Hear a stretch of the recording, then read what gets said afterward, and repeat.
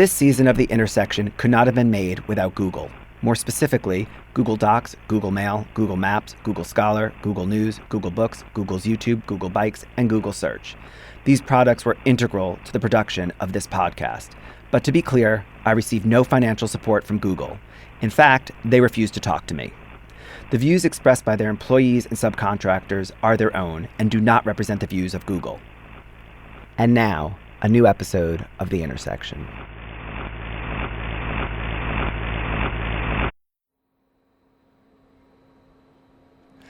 So tell us where we are right now. This is North Bayshore. We are parked in a parking lot on Google at an undisclosed location. Google doesn't endorse people living in cars or living on campus. They would rather we go get an apartment somewhere. So you sort of are at the good graces of them not telling you to leave. The last Google employee who talked to a journalist about his living in a van on work was kicked out and forced to move. And, the same thing could happen to me. Well, the good news is you haven't given me your name yet.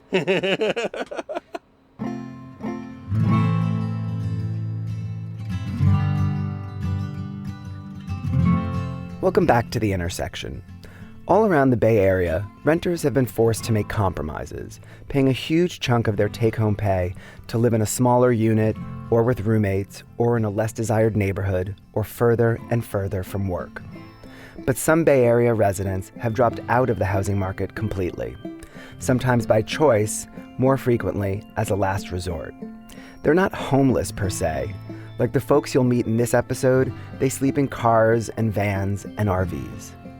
On this quiet, tree-lined stretch of Space Park Way, there are about a dozen people living in vehicles of varying sizes and conditions. Some are parked on the street in front of office buildings occupied by Google, and then there are the luckier ones, Googlers who get to park their RVs in company parking lots.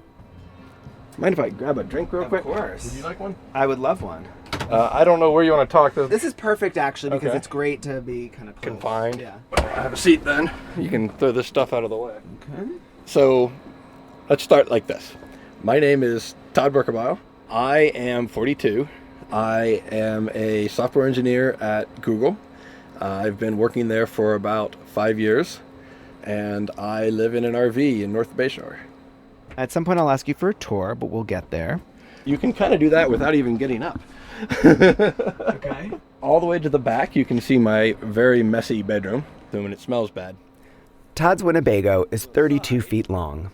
Inside, it's different tones of beige and gray and cream, and it's surprisingly spacious and homey. The bathroom. This is my den. There's a kitchen, living room, dining room. I have everything that you have in your house, just a little bit smaller and closer to the office. Todd didn't plan to turn 40 in an RV in a parking lot at his job. It just kind of crept up on him. You see, back in 2009, he was living in a big house filled with lots of stuff in North Carolina. Then his startup went bust, and rather than jump back in, he bought this $60,000 deluxe RV and traveled the country. After a couple of years and 120,000 miles, he got a job offer at Google working in artificial intelligence. Basically, his dream job. And that's when he experienced that wonderful Bay Area rite of passage. Housing sticker shock. I initially assumed I would buy a house locally, but in evaluating the housing market at that time, I assumed that the market would either level off or decline a bit.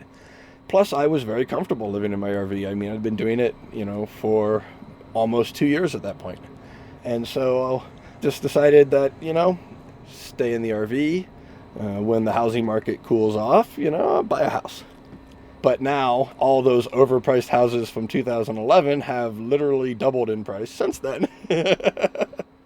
Actually, according to Zillow, the median house price in Mountain View has more than doubled since 2011, from $715,000 to a cool $1.6 million.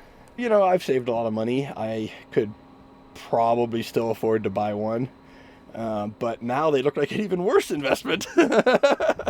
If I'd known the future, I would have bought when I moved here and gone down a more traditional path. And without his Google badge and all the perks that come with it, he may have opted for that path a long time ago. It does help to have nearby easy access to flushing toilets and showers. So the advantage of being on campus here is we have 30-some gyms, we have laundry room facilities, all meals are provided during the week. There are a number of places on campus that I consider my secondary living rooms. There's a building that has a really nice TV room with like a 12-foot screen that you can just plug your computer into and watch Hulu or Netflix or YouTube or whatever. Todd's RV is completely paid off, so his housing costs are almost non-existent. Because I have access to food at my employer, I don't run the generator. I don't even keep the refrigerator turned on. So about once a month, I empty the toilet tank, and that costs, I think it's $15. The way I see it is the amount I save every month on rent is basically a round-trip airplane ticket anywhere in the world, every month. I just got back from Thailand. I'm going to Cuba, to Brazil. Further away destinations are easily affordable when you don't have a mortgage. Is there anything you don't like about this? Dating can be difficult when you choose to live abnormally. You definitely limit your options in terms of who would be open to that.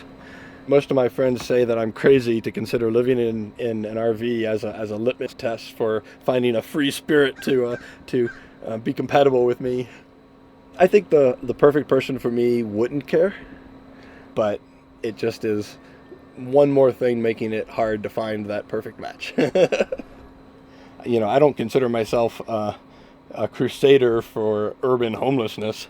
I just see this as a creative solution to the ridiculous Bay housing situation. I have the luxury of choosing whether or not to live like this. I worry about, the people parked on the street getting harassed by Mountain View police. They don't have the ability to register with the Google car database. So I worry more about them.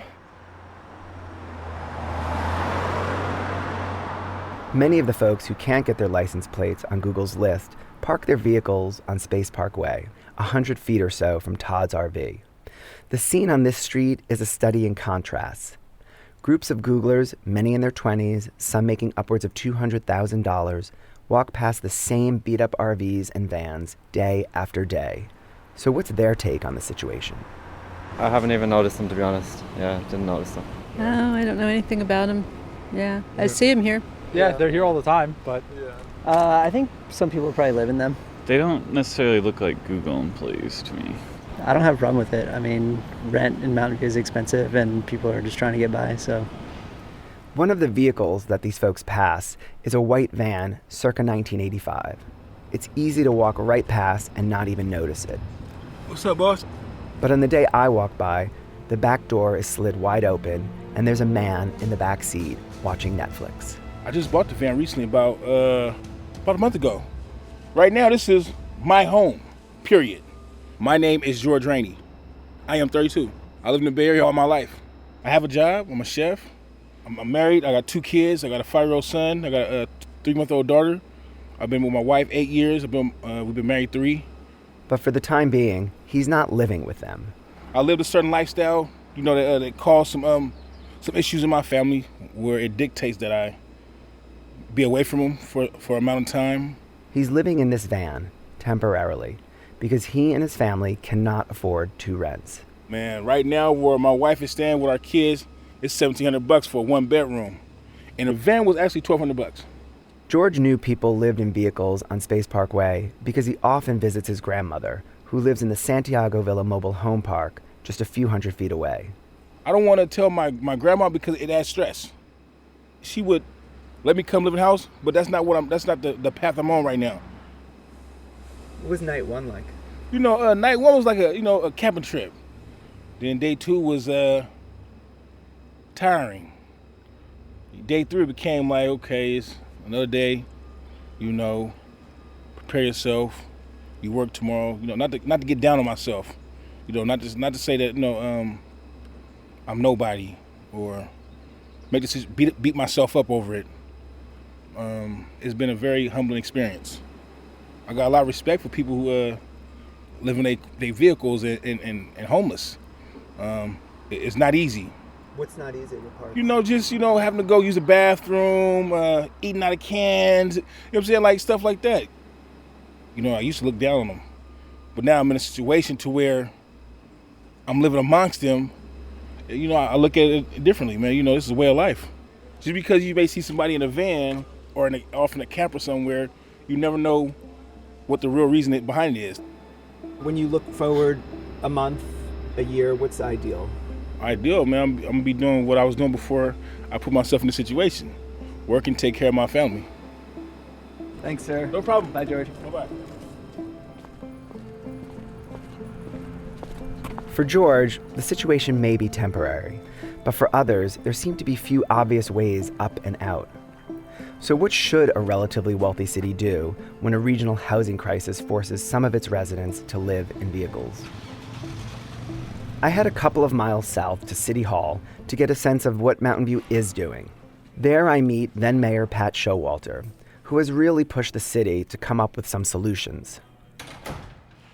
What we have to deal with in Mountain View are really the perils of prosperity.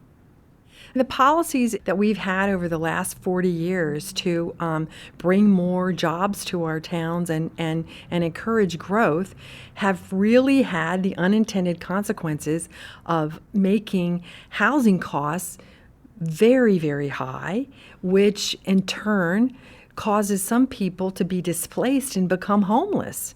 And personally, I think it's an ethical issue. I mean, clearly, if you make a mess, it's your job to clean it up, right? It's our responsibility to work hard to fix the things that our policies have created. In fact, the city worked with a local homeless organization to survey people living in vehicles throughout Mountain View. We've had about 6 or 7 months of really intensive investigation. And one of the things that we discovered was that 71% of them live on less than $1,000 a month. That is poor in the Bay Area. So even though, there are people that are just choosing to do this to save money or for the adventure of it, the vast majority of those people are really poor. Well, what can we do to help those poor people, to help get them the services they need and into better housing? And that's what the city council is trying to figure out this evening. And from her place at the center of the dais, the mayor runs the council's weekly meeting and moderates the conversation. Now we're at item 7.1, an update on our efforts related to homeless residents living in vehicles. We're going to have a staff presentation and hear what you have to say. A staff member shares the results from the survey of people living in their vehicles. 60% identify as being, quote, from Mountain View. More than half have jobs, and a third have been living in a vehicle for more than 2 years. Several policy directions and options for services are outlined. Then the public has a chance to weigh in. As usual, this is where it gets interesting. Come forward. Tell us your name.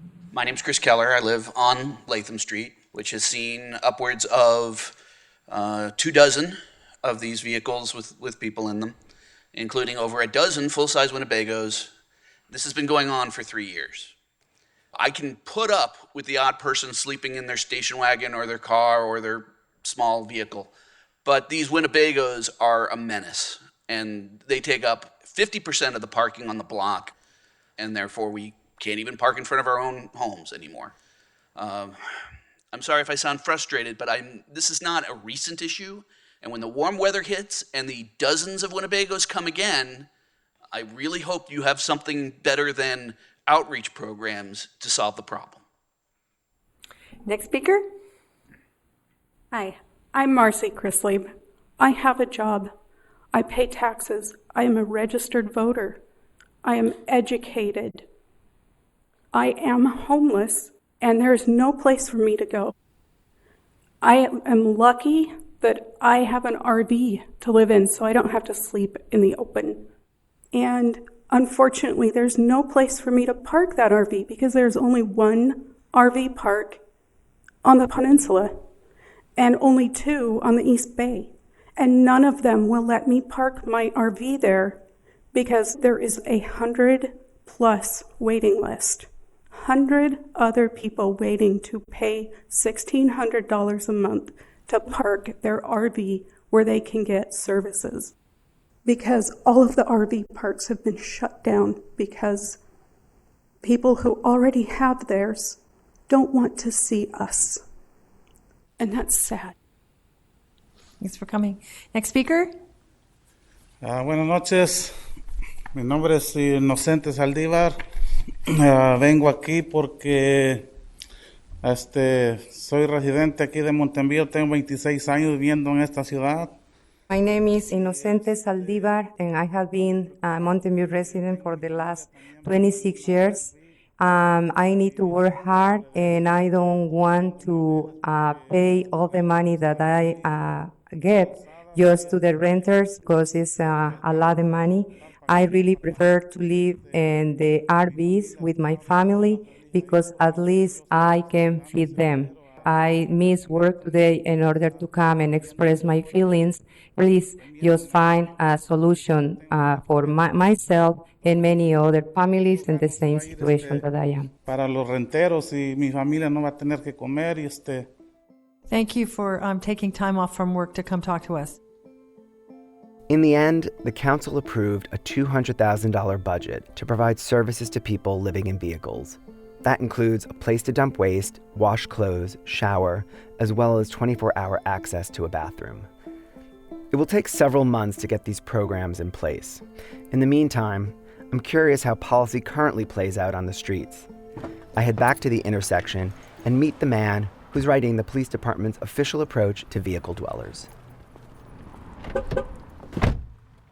Hi, Saul. David, Nice to meet you. My name is Saul Jaeger, and I'm a lieutenant with the Mountain View Police Department. So let's drive down a little bit so that we're kind of in the midst of some of the vehicles. Oh, you know what, though? You do have to throw your seatbelt on. Oh. Your safety's not right. Well, it is. Give you a second. Okay. So yeah, as you drive down Space Parkway, you'll notice that there's several RVs and other vehicles that maybe you didn't even notice that people are living in as well. But from a police perspective, if you don't mind me pulling over for a second, a lot of this is not crime driven, right? We're not seeing drug dealers living in RVs or prostitution houses being run out of RVs. We're seeing people that may have mental health issues. We're seeing people that were on the edge of homelessness or maybe just over the edge of homelessness. For Mountain View, the approach we take, we're looking to help. We're not looking to tow somebody's vehicle and cause more problems or write a bunch of tickets and then they're going to end up probably having warrants because they don't have the money necessarily to pay for it because that's why they're in an RV in the first place. Really, the bottom line is right now, the way that the laws are written, if somebody wants to live in their vehicle, as long as they're within compliance, so the vehicle is insured, it's registered correctly, and it's in good working order and not leaking anything, and they're not drinking and causing a nuisance or blocking a sideway or a sidewalk or a driveway, and they move their vehicle every 72 hours, then they're okay. We don't, at the 73rd hour, come out here with a tow truck and tow the vehicle. I know that's probably not the best thing to say publicly, but that's the truth behind it. Basically, the person would be contacted several times and offered lots of services to try to get them help as best as we can. But sometimes these vehicles are not roadworthy. Sometimes they don't run. Sometimes the folks living in them don't even have the key because they're not the owner of the vehicle. They're getting into this sort of Airbnb thing where somebody will buy an RV and then rent it out to 2 or 3 people, per month. So you have, fairly high rents here. That's a cheap way to go. So when I see a vehicle that I believe somebody's sleeping in, you're in a quandary because I understand the plight and it sucks. There has to be some compassion. Something that I'm very proud of for Mountain View is that we're not trying to just band-aid the solution and squeeze these people into other areas so that they're not in Mountain View anymore. We're actually trying to get to the bottom of the problem. And there's the rub. At the bottom, it's not a single problem, but a web that includes regional housing issues, ingrained poverty, mental and physical health problems, immigration status, as well as personal situations and preferences. It's a long, thorny list for a city to tackle. Until then, people need to live somewhere. A few hundred feet away from where the lieutenant drops me off, there's a 23-foot towable trailer. It's an off-white corrugated metal box with 80s-style racing stripes. I spot an older woman with short gray hair on the roof. As I approach, I realize that she's on a ladder mid-task, and I have to ask. What are you doing right now? Trying to seal this. Let's wait till you come on down. We're on now. Oh, we're on. I'm Roxanne. I'm 61 years old, and I'm living here on Space Park in a travel trailer. Can I ask what you do? I drive the commuter, shuttles, buses. I would say the majority of people that sleep in their cars on the street, they have jobs. We all work at the same place. I don't know if I can say it, but we all work at Google. We can't say we work for Google. My company's contracted, so. Rosie, it's okay. No bark. It's okay. So I've been here going on 5 years. And so when I started working up here, I was commuting back and forth from Stockton. From here to Stockton, it's about 80 miles. And I was working a split, so I didn't get home until 10 at night, and I'd leave at 4 in the morning. And see, I have 2 little dogs. I wanted my dogs with me. So then I talked to a couple of guys at work, and they were sleeping in their cars.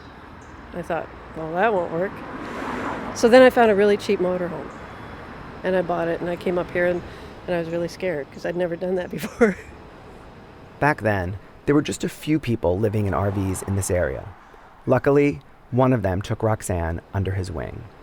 And so he showed me all the ins and outs, you know. He said, you need a generator, this is what you do to live in an RV. Roxanne lived in that RV on the street for a couple of years. Then a year and a half ago, she moved into a parking lot on Google's campus, just like Todd. But a few months ago, she was asked to leave. Before that, I had security. They'd come and talk to my dogs, and, you know, I never had any problem. Then security one day knocked on the window and said, you can't be parking here, and they sent a letter to my employer. My employer said, are you staying there? I said, yeah, because you told me I could. And apparently, I guess, Google said no. It's liability things. So I had to come back on the street. And that presented another problem. Her RV couldn't pass a smog test. So when it came time to renew, she couldn't get it registered. She worried that if she parked it on the street, she would get ticketed or it would be impounded. So she sold it. And a few weeks ago, she bought this used trailer, which she attaches to her silver pickup. Today, she's trying to seal the trailer's leaking roof, but that's just the beginning. Well, I tore out the whole front end because there was water leaking in the window. And then I got to tear the back end out because there's water damage there. I'm going to do one side at first. It'll be all right. Because really, I don't know, things are not cheap around here. How much did you pay, can I ask? I paid $3,000. $3,000 seemed to be pretty cheap for travel trailer. So it's got new tires and it's got some good things on it. Brand new water heater and a couple other stuff. So this is going to sound like a crazy question. Are you happy? Yeah, I am happy. I'm very happy. It's just easy. It's convenient. It really is. I don't fight the traffic as much as I used to, and less stressful. And I can save money. I mean, that's a lot of the reason I stay here, because I can't afford the rent. Can't. It gives me a life. And it's interesting. But Roxanne's stay may not last as long as she and the rest of the people parking here would like. Pretty soon, they'll have to find a new spot. This block is likely to become one big no parking zone when construction begins on a new hotel and much-needed housing. That new housing has caught the eye of the RV dweller we met earlier, Google engineer Todd Berkebile. That's actually a very exciting option for me. A townhouse or a condo, walking, biking distance to my office. That'd be great. But as it turns out, Todd might not be moving alone. It's been almost 9 months since our last conversation, and I run into him and his friends at the Sports Page bar that's right on the corner. They meet here every Tuesday night to play beach volleyball. What are you recording for? Audio documentary. Nice. On this corner. Oh. there's all sorts of plans for the future. Yeah. Living in RVs. Todd lives in his RV in the red shirt. I interviewed him. For this? Yes. That's my dude right there. Get the fuck out of here. He is fucking awesome. So how long? 6 months. So like 9 months ago, he wanted to be in a relationship. And his friends were like, you can't make your RV a litmus test. It's a great litmus test. Why? Because, we came to volleyball one night, and he's like, do you want to come back and see my place? And I was like, sure. And he told me he had an RV. He didn't tell me he lived in an RV. And so we get there, and I was like, oh my God, you just got so much hotter. And he was like, why? I was like, I like small spaces, 1. And 2, you're not spending all of your money on a place. I'm totally ready to cry. Yeah, we're pretty cute together. And I've never had that before, but he's awesome. And I'm awesome, and we're awesome together. I'm almost entirely sure. Todd, do you remember David? Hi, David. Do you remember interviewing with him? You're right. Interviewed you pre-me. I know. This is Amy. She puts up with my eccentric lifestyle. No, I love it. I love it. I'm like... See? You just got to find the person you're meant to find. There's a wedding. I'm coming. Okay. My work here is done.